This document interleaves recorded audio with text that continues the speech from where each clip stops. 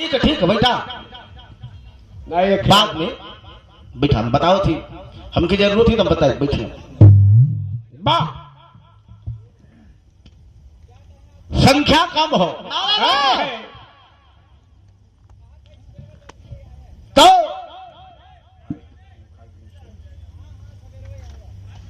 छोटे भाई के मुखार बिंद से आप लोग ने बहुत ही सुंदर गृह प्रवेश के उपलक्ष्य में बारे में बढ़िया चीज मौके की चीज सुना आप लोगों ने। तो यहां गृह प्रवेशो हो और मांगलिक बेला भी हो। तो कल दो अनजाने लोग दो परिवार एक हो जाएंगे। तो मांगलिक बेलावा तमाम विचार का तो आदमी के पास टाइम बड़ा कम। कम से कम 15-20 मिनट का 15 मिनट एक बिरहा देखा हमरे गया कवि से बैठ के बात होत रहा, चर्चा चलत रहा यही कुल गीतन के बारे में, पहले के बिरहा आपके बिरहा के बारे में। तो एक बिरहा ईश्वरगी चंद्रिका उस्ताद के लिखल रहल, ईश्वरगी चंद्रिका उस्ताद के लिखल गीत रहल, लेकिन अंत में बताई कि नाम के कर दिलो पैसा दे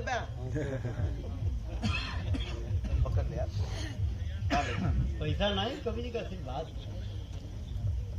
और इस सादर 200 रुपए का पुरस्कार नाम बदे आशीर्वाद बा। परम आदरणीय परम सम्मानित बच्चों की तरह पाल पोस करके जिनकी गोद में बैठ करके कविताओं को सीखना, गाने बजाने का ढंग सीखना, समाज में चलने फिरने उठने का ढंग सीखना, ऐसे हमारे पूज्य भोला कवि जी हैं। यहां से उत्तर प्रदेश की माटी से लेकर के महाराष्ट्र की माटी तक आशीर्वाद सम्मान देने का काम करते हैं, प्यार देने का काम करते हैं। तो बहुत बहुत नमन करता हूं, प्रणाम करता हूं। आशीर्वाद की प्रतीक्षा इस लाल को जिंदगी रहेगी, कहा इसकी आशीर्वाद रही तो बड़ी बड़ा काम करे के बाकी है। तो एक भी रहा ज्यादा ना 15 से 20 मिनट, अगर 2-4-5 मिनट बैठ जाए तो मन कौन अपन दरवाजा है तवा कुछ ब्याह के बारे में चर्चा हो जाई। मतलब बारात में कल हम ना पहुंच पाओ जी, तो कर ये जैसे भरपाई हो जाए।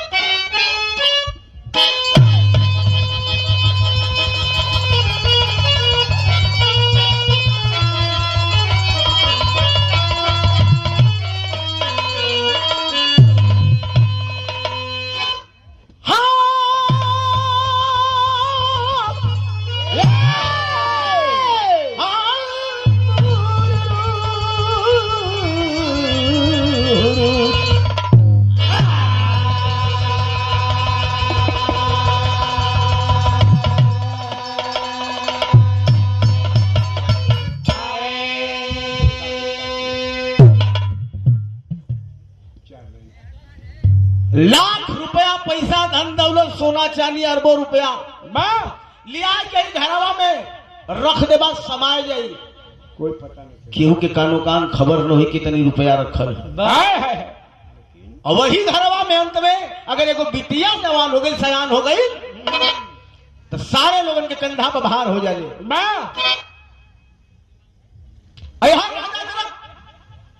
अपने बिटिया सीता का स्वयंवर फैले हुए और स्वयंवर का शर्त बा शिव पिनाक रखल है। जब ही धनुष के तोड़ गई सीता, वरमाला ले जाके वीर के गले में डाल दिए। बड़े बड़े वीर वो महफिल में आये हुए, एक से एक पानीदार बरद आये हुए।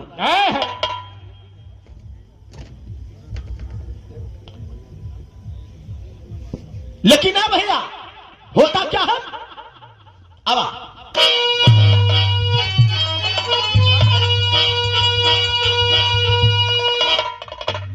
लाइन बनाओ करेंगे। और कलपति क्या जन्म शोक में पड़ गए, मानो पीरों से धरती खाली पड़ी, सीता बेटी रहेगी कुंवारी सदा, क्या लिखे हो विधाता कर्म की करीब। सुन के ऐसी वचन बोले क्रोधित लखन, किया क्या मैं पाऊं अभी,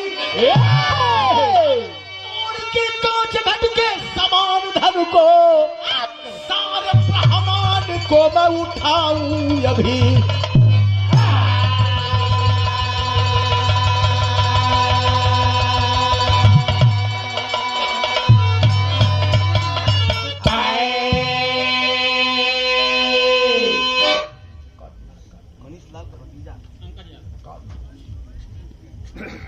सागर 200 रुपया मनीष बाबू के भतीजा है अंगद यादव बाबू की ओर से बहुत बहुत धन्यवाद। मालिक सुखी रखे उनकी। बोलबा छुट्टा अच्छा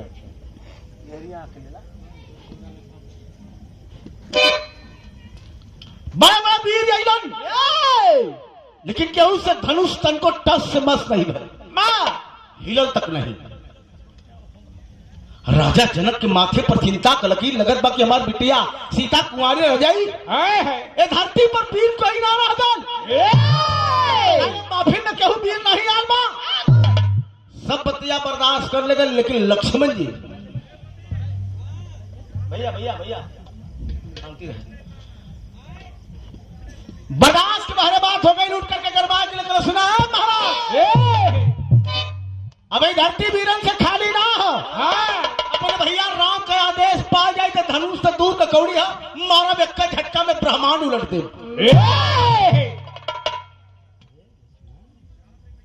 मर्यादा पुरुषोत्तम राम का निगाह पड़ल कलम की है, बाबू लक्ष्मण का कहत हो, माला ब्रह्मांड पलटी देवा हम तो ब्रह्मांड में हुई उनका जहां का तहां। लक्ष्मण जी शांत बैठ गए। आज का भाई रहा ये जमाने का बड़का भाई थप्पड़ उगावत, छोटका जाओ ना कौठ मार दिले हो। 112 भी बोला दे, यह दुनिया समाज हो गई। लेकिन कितनी सम्मान रहल, कितनी आदर का बात रहल। लेकिन यहाँ डांट लगी हमारे स्वर्गीय चंद्रिका उस्ताद के लिखले, एक माता के 2 लाल, एक माटी का किसान, एक सीमा का जवान, लेकिन दोनों में अंतर का है और दोनों जरूरी हो। देश खातिर, समाज खातिर, हमारे खातिर, तोहरे खातिर। कैसे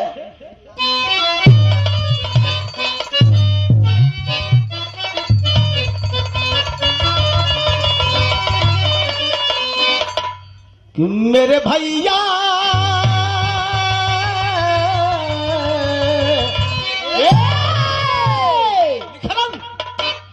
कि मेरे भैया वतन की सिपाही। पहले पैसा लेना भैया, आओ दीदी के भेजा दीदी। और दिखाई 101 रुपए का पुरस्कार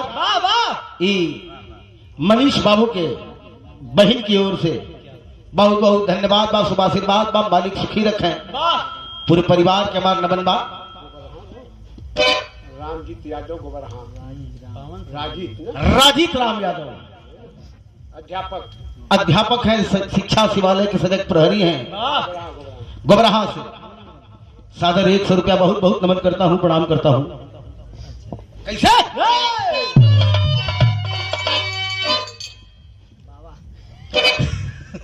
वाह वाह मेरे भैया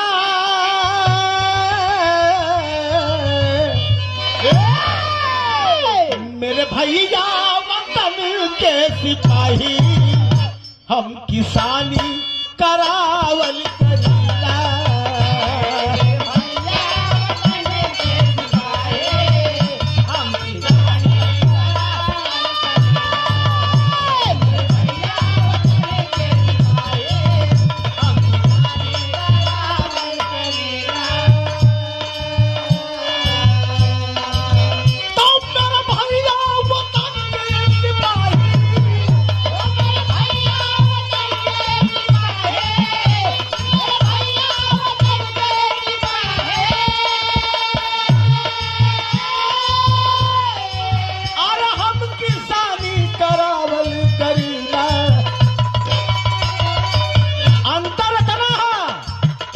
आन पे भैया खूनवा बहावे, आन पे भैया खूनवा बहावे, अरे हम पसीना बहावल करीला।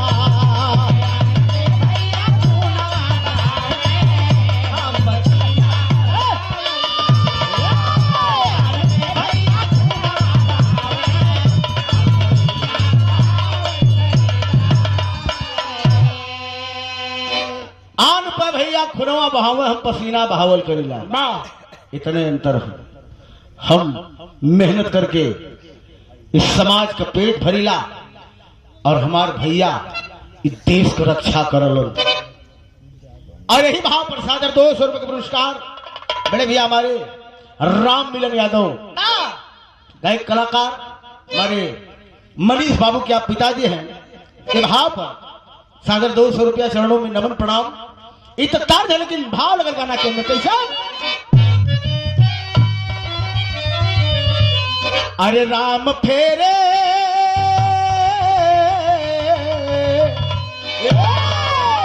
राम फेरे तिरछी नजर को, मौन भाई लखन हो गए।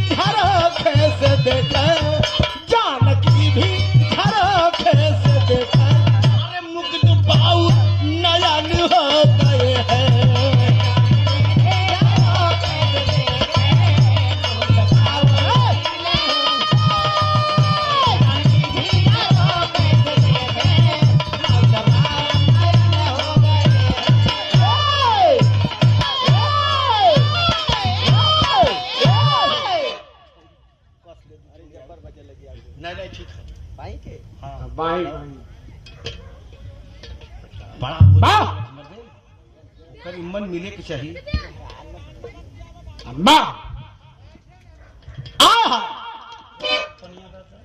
अजब कोहराम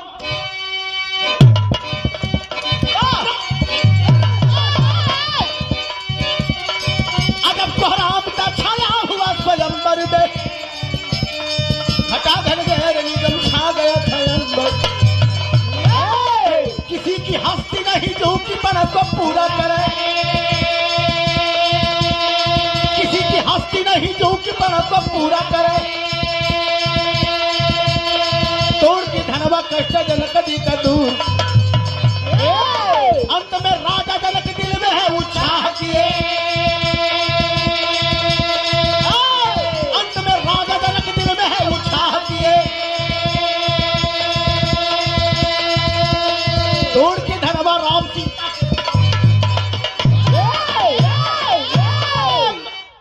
ज्यादा ना बस उतना काफी है।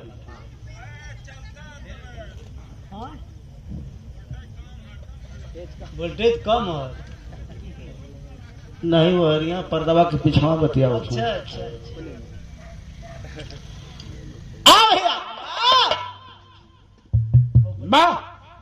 अंत में अपने गुरु महाराज के आशीर्वाद करके मर्यादा पुरुषोत्तम राम पूरी महफिल के नमन केलन, मर्यादा का निर्वहन करते हुए और धनुष के प्रणाम केलन, प्रशंसा पकड़लन, मनो फूल सा बिखर गया धनुष।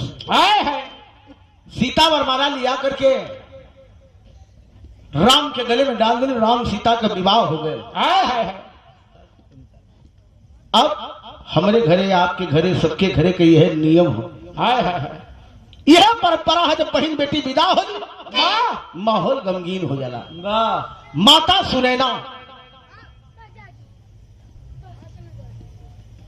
सीता जी के पास गई, अपने बिटिया के पास करी बिटिया हाय हाय एगो सहूर सिखाओ थी, बात सिखाओ थी बढ़िया।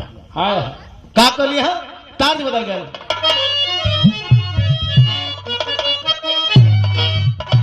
ए लड़के पर्दा ले ले यार, पर्दा लगाओ, लगा देना मेरे कहे से पहले ही। और का वाह आवा तो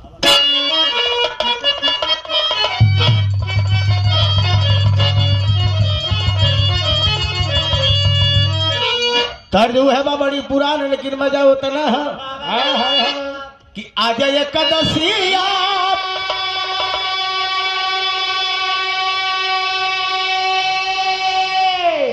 तनी और पता लगाओ।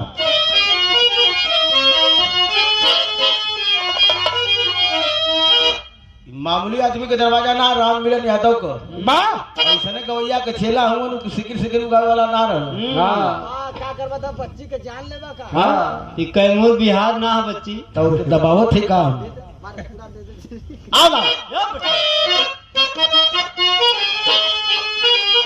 या अरे आज एकदसिया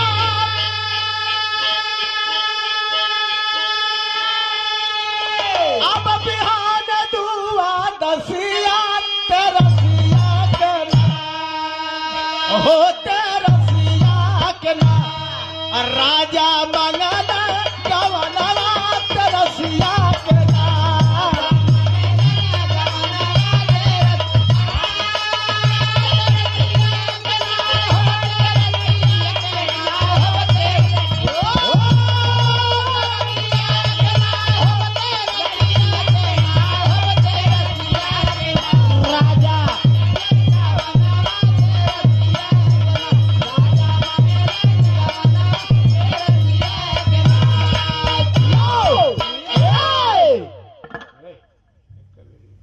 इतकार है ना, लेकिन भाव लगल गाना के अंदर हाय हाय हाय अरे सिया महारानिया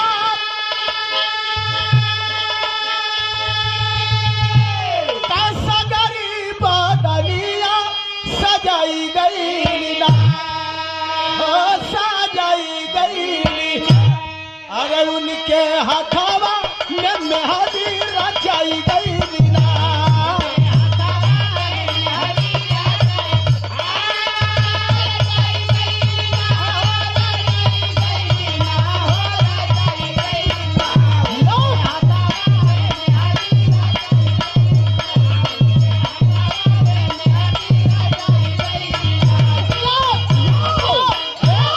अरे करिया ससुरावा में सब करिया दरावा सिखाई गई लीला कमाई रवा भार गोदिया छाई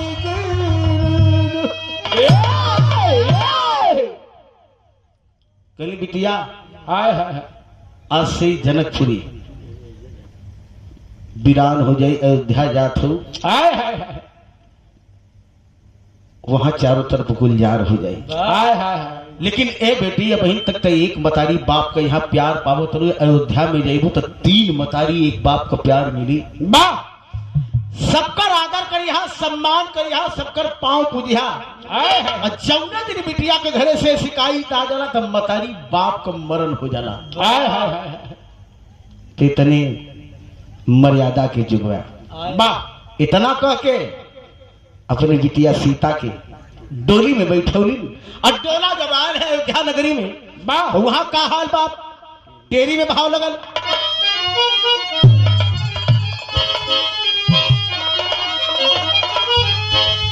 अरे दुल्हनिया बन के यही जानकी तैयार ले बेटा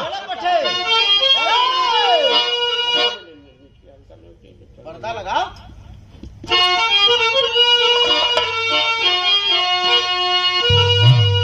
दुल्हनिया बन के यही जानकी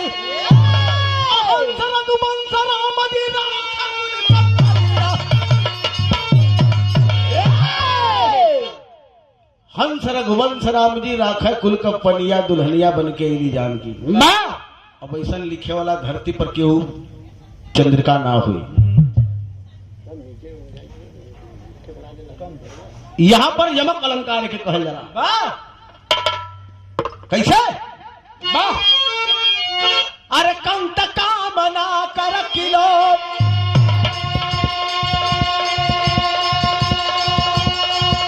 कोमल कविता कचन्ना रखी अकाल गुलाबी का तगुरे गुलगम कदरा गुल चार धरी चमक चली चांदनी चूमने। तुम्हारे बड़का बाबू का अंदाज है, लेकिन बुल्लू उस्ताद यही में कैसा अलग काम करे। कैसे? चमक चली चांदनी चूमने चितवत सी चमकार चली चमक चली चांदनी चूमने अरे चितवत सी चमकार चली। पीछे में चमक चली चांदनी चूमने चितवत सी चमकार चली। अरे जगदम्बा जुग जो जनाई जबरदस्ती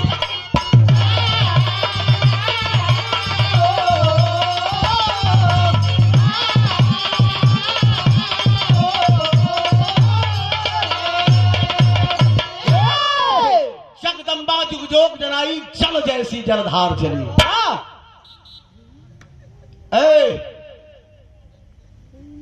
मैंने खस्सी के जान जा खवैया के सवादे नहीं निक लगत है। आप लोग भगवान हुआ भक्त जो ना अगरबत्ती सुलगा के भगवान के मनाओ तो भगवान के यह धर्म की दात के दर्शन दे। बा कट्टई नहीं भैया। आए है आ बाबू डोला में से दुल्हन के उतारी के रानी के कई गई ने अपने पतो सीता के बड़का बन के आगे गली उतार के लिए लिया के महलिया में बैठा देली। भाव वहां का जब की अपना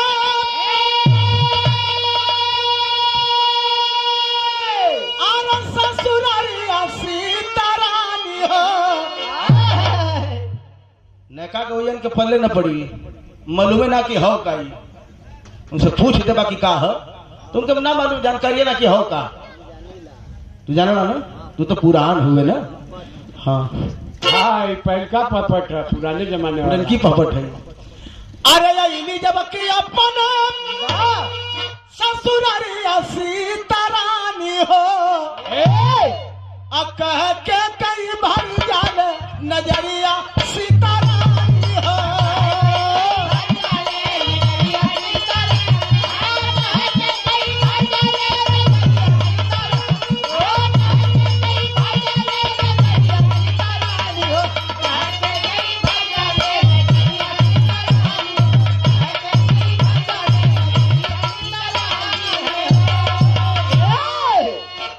के महलिया में बैठौनी लगे हम ये सोचनी कि हमसे बढ़ के उन्हें हो जाए। मुंह दिखाई वाला रसम करत है। देहनी का कह कि लेला बहुआ तू हम सब यह मुहवा का दिखाई हो अब कनक महर हम तो अपन हरसाई हो। कनक यानी सोने का महल। राजा दशरथ के देवली सोने का महल हमारे पास आओ आज हम ए बिटिया तोहार चेहरा तो चांद से भी सुघर हो। ये महल तो के हम मुंह दिखाई में देखे लेकिन एक काम इतने करी हाँ का कि चमक तोहरी सोना का यह बखरिया सीतारानी हो कटारा लगली मुहवा से चदरिया सीतारानी हो।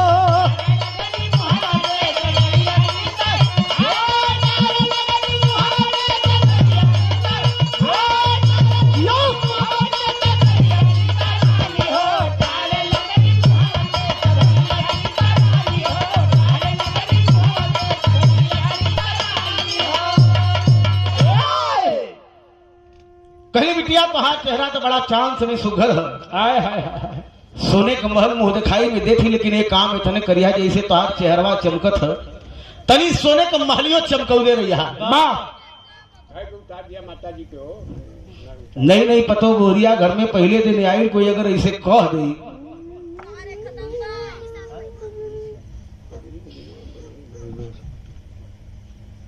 और सादर 500 रुपए का पुरस्कार गायक कलाकार आज इनके दरवाजे पर हम उपस्थित है, आप उपस्थित है, पकड़ लो कल भी हटवा हो। हे मालिक, अरे उनके खुदे पकड़े ई मनीष बाबू के माता जी की ओर से मिलल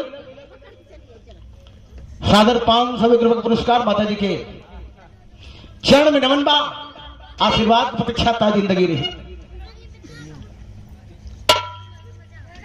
अगर केहू बा पहले दिन कुछ कह दे तो बेचारी के दिन पर का गुजरी बा। ए लड़के भैया रे, 4 जने हुआ ना, 3 जने हुआ। शांति रहा, हल्ला मत करा बाबू। हाँ 10 मिनट 10 मिनट और आ भैया, बात आ गई सामने। सीता जी वही घूंघट की आड़ में दुल्हन के रूप में सोचा थे, सब बतिया तो ठीक, लेकिन एक बतिया तर्ज यहाँ बदलत है। बाटी का गीत है, रोपनी का गीत है, माता बहन के बड़े प्यार से गावली चरदीवा मिर्जापुर के तराई में ये गीत गावल जाले। कैसे?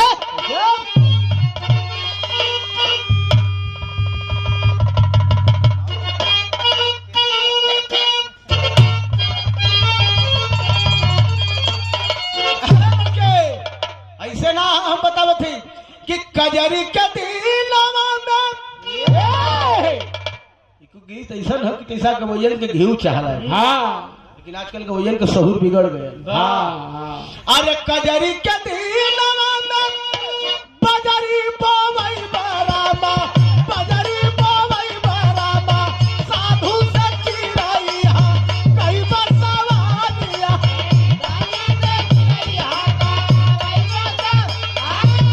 साधुआ से चिरैया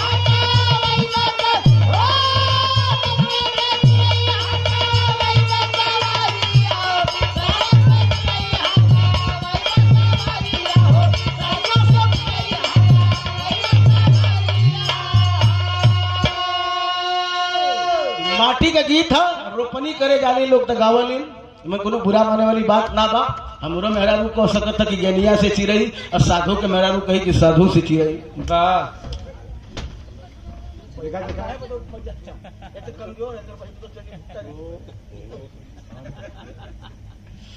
ला ला साधु को ला देला तो ला।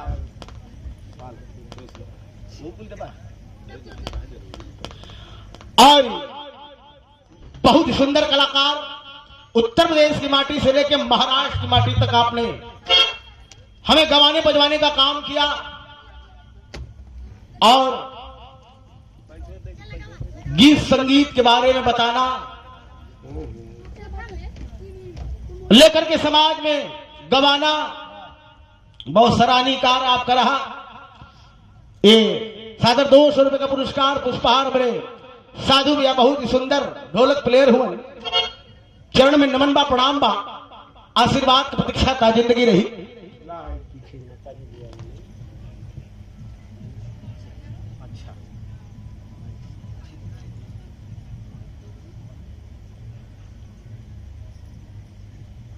और सादर 500 रुपए का पुरस्कार पुष्पहार मनीष के चाची की ओर से चरण में नमन बा, माता जी के आशीर्वाद की प्रतीक्षा डाल के ताजिंदगी रही, पूरे परिवार के नमन बा, प्रणाम बा। ताज वाले की बहा लगा गाना के अंदर क्या रे सीता जी धारा तब और सासू का पौवारा बा, सासू का पौवारा बा, माथला चारा बना गाई सवारी अरे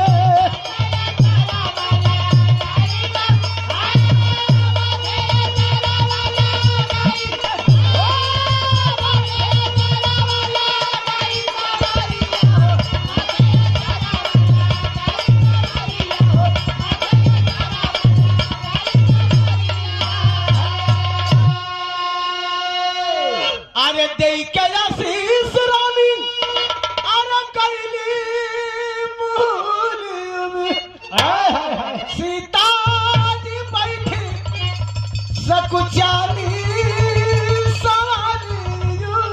शाबाश भैया।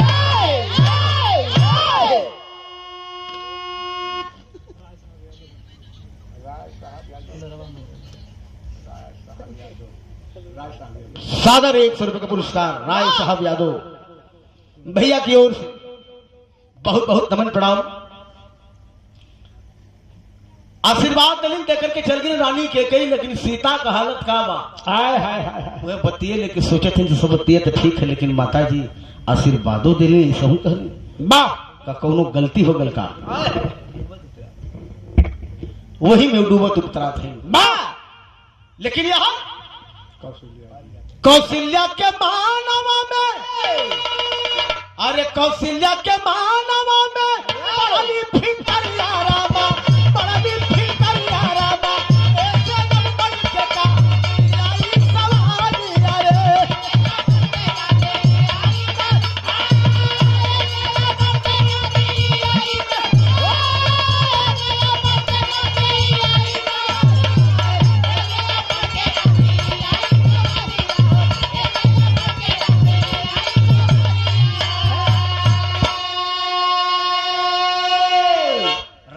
मतारी कौशल्या के पता लगल। हाँ सोचे लगली रानी के कई सोने को महल दे दिले, हमारे पास तो टूटही झोपड़ी भी ना वाह दिया दिया सब ऐसे बरियार दिया हाँ और ना दे तो बेइज्जती है। हाय हाय हाय हम तो सासी दुनिया ताना मारी वाह इहे कुल मनवा आग पीछ करत की करी तो का करी करी हाय हाय हाय सोचत सोचत सोचत सोचत अपने बहू सीता के यहाँ गई, जा करके बैठली हैं। हाय हाय एक बात कहथिन का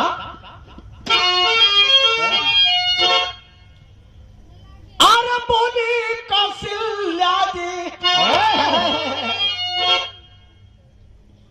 मधुरी बचनिया।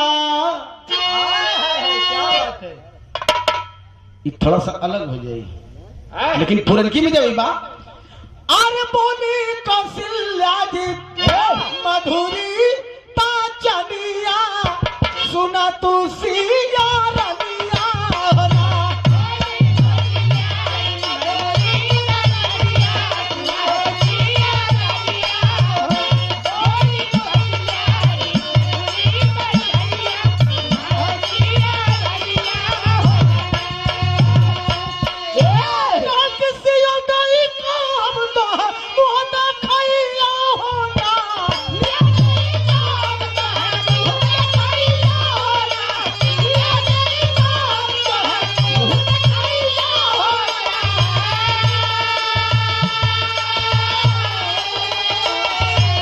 कहनी है बिटिया हमारा नाम कौशल्या, हम राम को मतारी है, हमारे पास से टूटे ही झोपड़ी बिना तो के सोने को महल मिले। हाय हाय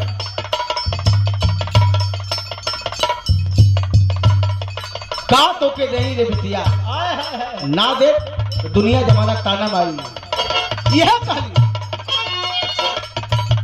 अरे मुहम्मा खाई लेला मुहम्मा खाई लेला राम के निसनिया न देव सोना चनिया होना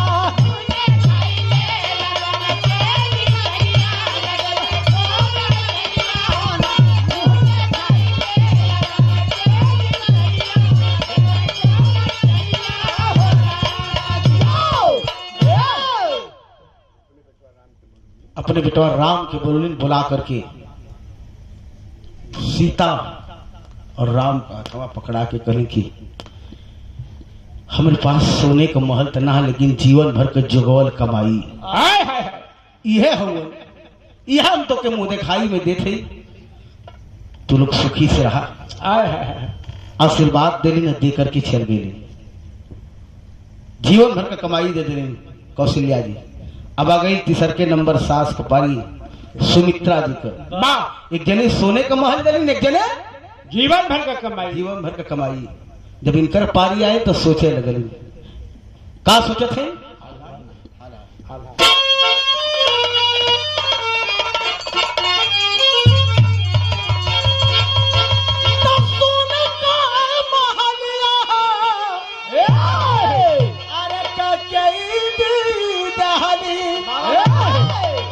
कोई नहीं सके अब जोड़ा लगा।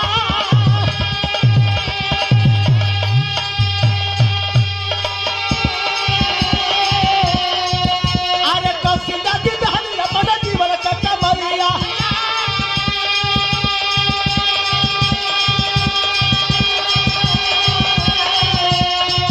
अरे राम जी के मुहम्मा का दिखाई हम बना।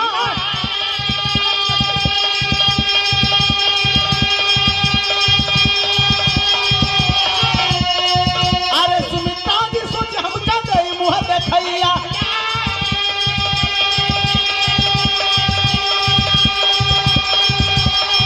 अरे सीता जी से बोली है बचा भी सकुचा।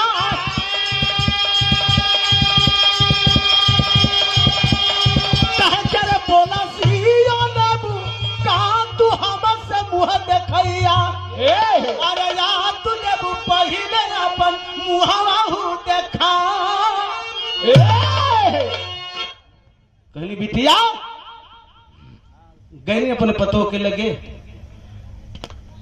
कहली हमारे पास न सोने का महली है न जीवन भर का कमैया। बा मुंह खोल के बोला कि का चाहिए, हम तो आरती सर के नंबर का सास है। हाय हाय हाय याद कर खाता ना तो बोला का चाहिए। बा सीता जी कनी जौन दुनिया खेलस तो ना पो आपका आशीर्वाद हुए हमारे बड़े बहुत बड़ी दौलत के समान है। बा कली ना बिटिया ना देव देव ना देव तो दुनिया जमाना ताना मारी। हाय हाय हाय कितना बड़ा प्यार दे रही, कितना बड़ा उपहार दे रही सुमित्रा जी। यही गाना का निचोड़ कैसा। अरे सुमित्रा जी लखन के पजारा पलवनी। अरे दो दिया मेरा पन रखे हम बैठा। कहली कि बेटा के समान इनकर करिहा दरवा। अरे इन्हें दिन जानी हम कब राम जी को भूल। कुल आला से कबो पाला पड़ल रहला नहीं ना पढ़त है ना।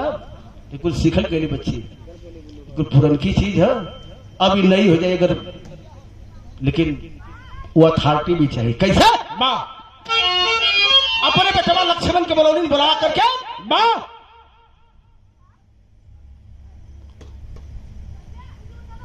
सीता जी के गुदिया में बैठा के हाय हाय आज एक ऐसा अधिकार देते दुनिया जमाना एक याद करी। बा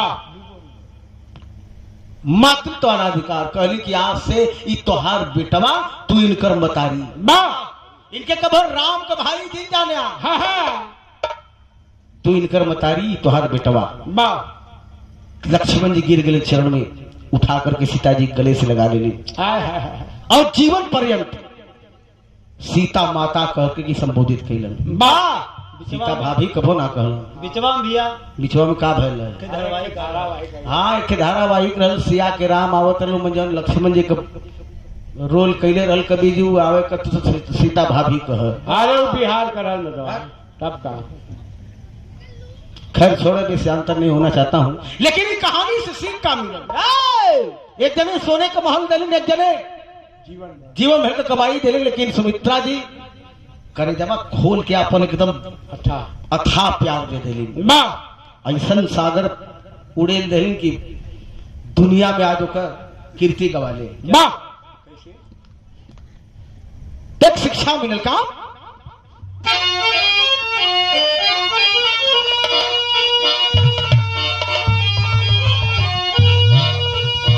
पर्दा लगा ले के